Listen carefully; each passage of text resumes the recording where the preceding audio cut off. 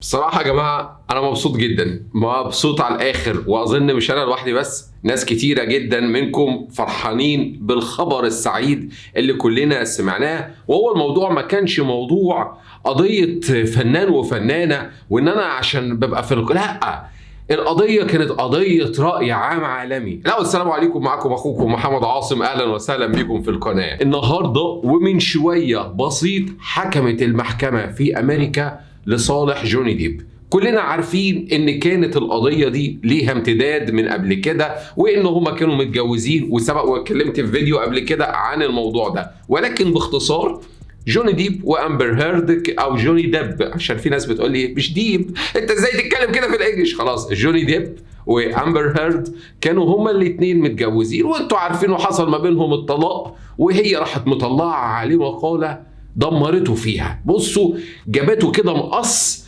بوظت حياته ومستقبله تماما في هوليوود. الراجل ما بقاش عارف يمثل في ديزني، مش عارف يمثل قراصنة الكاريبي، مش عارف يمثل كل فيلم كان المفروض متعاقد عليه، مش عارف يمثل، وبقى منبوذ ومكروه.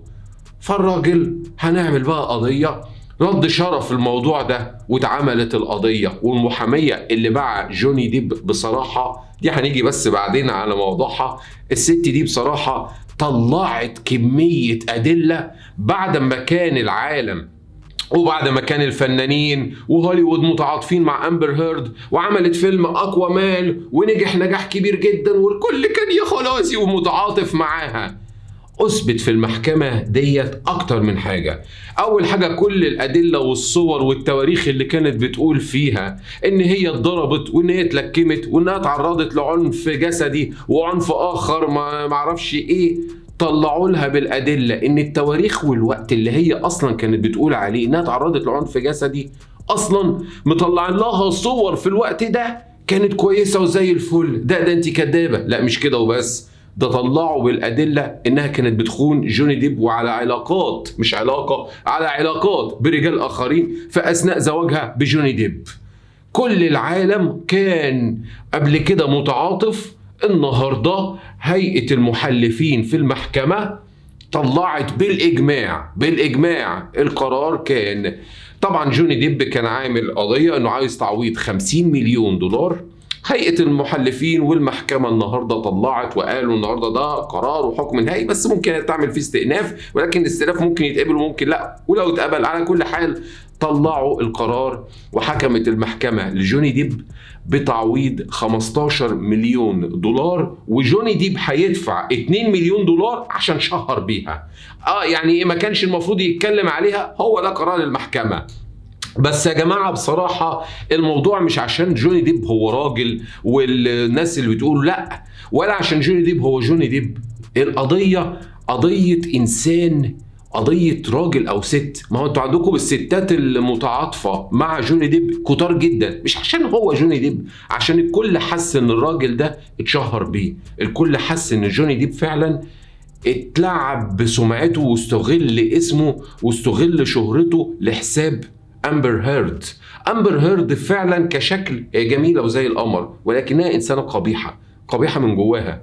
انها استغلت جوزها، انها ادعت عليه، كذبت، شهرت بجوزها، خانت جوزها، كل ده وما يخليهاش قبيحه. دي لو هي ملكه جمال العالم فهي ايضا قبيحه. عشان كل ده النهارده بقى شوف بقى المفاجاه الغريبه، ان جوني ديب ما كانش حاضر المحاكمه.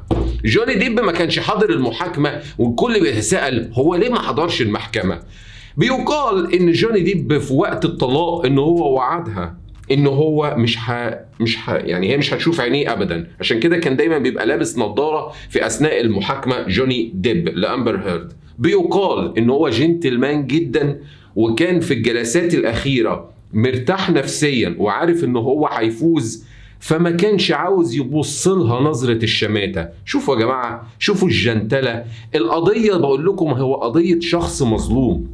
ممكن واحدة فيكم تبقى مطرح جوني ديب، اتشهر بيها، اتعمل عليها كلام، حست انها اتظلمت في اختيارها لشريك حياتها. في رجال ممكن يبقوا هم برضو مطرح جوني ديب، ممكن ان هو يبقى مش عارف حتى ان هو يعمل موضوع ان هو يقول ارفع محاكمة وهكذا وكذا، ولكن حس ان هو اتظلم من جواه. ولكن النهاردة بتلاقي الناس متعاطفة مع جوني ديب عشان فعلا جوني ديب كان الراجل مظلوم. النهارده بقى شوف الوضع كالآتي: المفروض ان امبر هيرد هتدفع التعويض ال 15 مليون دولار او هتعمل استئناف.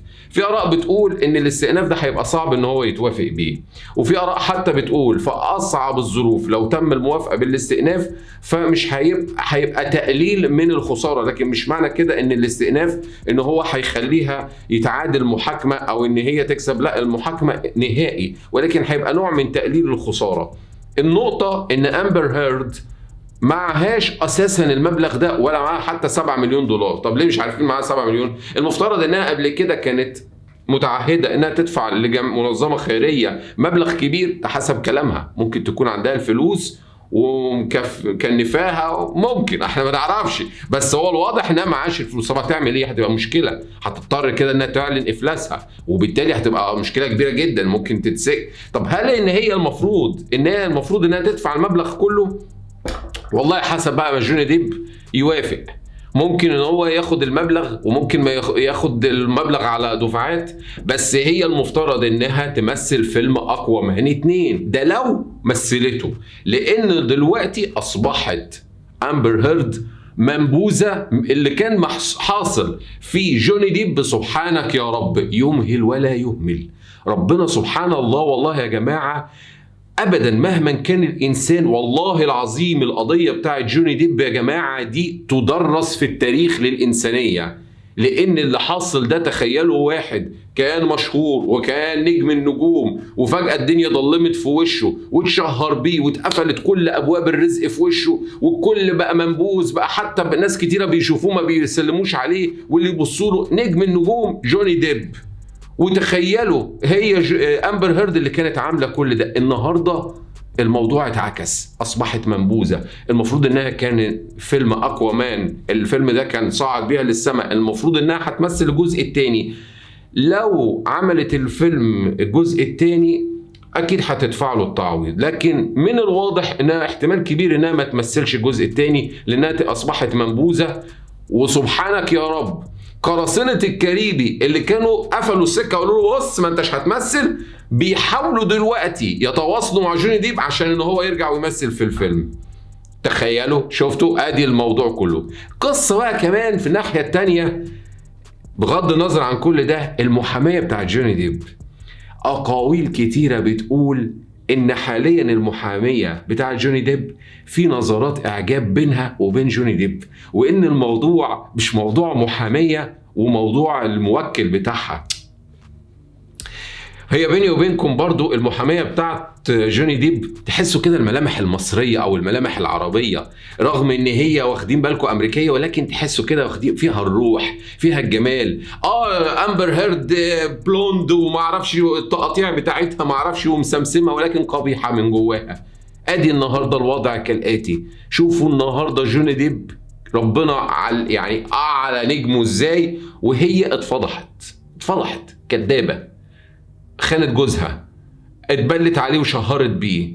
نتعلم ايه بقى من الدرس الكبير ده؟ نتعلم ان احنا نختار صح، ما تستعجلوش، اياكوا تستعجلوا، الدنيا مش هتنتهي، بس نختار صح. اعرف الشخص اللي قدامك، ما تستعجليش. وانت حضرتك ارجوك ما تستعجلش، لان الاستعجال مش وحش، بيجيب مصايب. في ناس يا جماعة بتقعد عندها امراض نفسيه، في ناس عندها كلاكيع، في ناس. ادرس الشخصيه كويس، اعرفهم كويس جدا جدا. النهارده القضيه بتاعت امبر هيرد وجوني ديب بتعلم الناس كلها دروس. القضيه مش قضيه نجم ولا نجمه، انا مش طالع عشان مش هياش القناه يعني بطلع بتكلم، ولكن القضية قضية إنسانية كبيرة. القضية قضية وأعمق وأكبر من اسم جوني ديب وأمبر هيرد. الموضوع موضوع إنساني، موضوع إن شخص ربنا يعني سبحان الله، وده بقى قدامنا. شوف لما سمعته جابت تحت والدنيا جت عليه والدنيا ضلمت وي والنهارده الانتصار لجوني ديب ما هوش ال 15 مليون دولار. جوني ديب عنده على فكره فلوس اكتر من كده. اي نعم دول طبعا هما كان 50 مليون احسن، ولكن 15 مليون احسن من لا شيء. ولكن المكسب مش مكسب ال 15 مليون، المكسب المعنوي ان هو راسه عليت في السماء قدام الناس. فانت اساسا ما تحطش نفسك ابدا ولا تحطي نفسك في الموقف ده. شكرا جدا جدا على مشاهدة حضراتكم للفيديو، واشوفكم على خير. السلام عليكم.